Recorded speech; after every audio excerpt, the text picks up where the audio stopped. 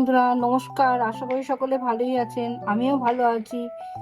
আবার একটা নতুন ভিডিও নিয়ে এসেছি। গোপালের জন্য খুব সুন্দর একটি ড্রেস বানাবো। সামনেই তো জন্মাষ্টমী আছে, এখন তো স্পেশাল ড্রেস হবে। আমি যা যা কাপড় নিয়েছি সেইগুলো আমি আপনাদের দেখাচ্ছি। এই নেটের মধ্যে কাজ করা আছে। এদিকে লম্বাটা 5 নিয়েছি আর ডবল ফোল্ড করা আছে। এখানে 19 আছে, মানে 38। লাইনিংটা ঠিক সেম একই মাপের নিয়েছি, লাইনিংটা একই মাপের নেওয়া হয়েছে।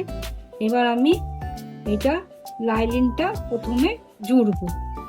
এইভাবে নিয়ে দুটোকেই এইভাবে নিয়ে নিলাম, উল্টে নিলাম। নিয়ে প্রথমে এখানে একটা পাইপিং বসাবো। এই পাইপিংটা আগে বসাবো। পাইপিংটা আগে বসিয়ে তারপরে আমি এরকম করে পাইপিংটা আগে প্রথমে বসাবো। পুরোটা লাগানো হয়েছে। এখানে পাইপিং লাগিয়ে দিয়েছি, এই সাইডে সেলাই করে দিয়েছি, এখানেও সেলাই করে দিয়েছি। এইবারে আমি লেসটা লাগাবো। এই যে লেসটা সবার প্রথমে এখান থেকে স্টার্ট করব।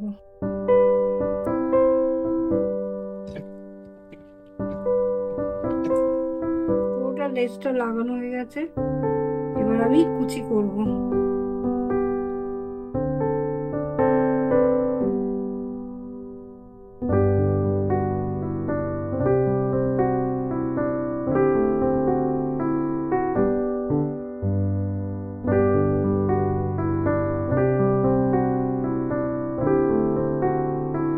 কুচিটা পুরো কমপ্লিট হয়ে গেছে।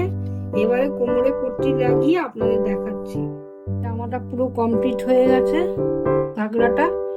এবারে ওপরে পাটটা করব। তার জন্য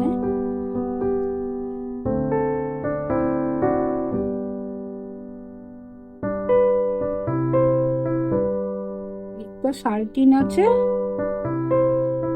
আর এদিকটা 11 আছে। এবার আমি এটাকে সেলাই করে উল্টে নেব।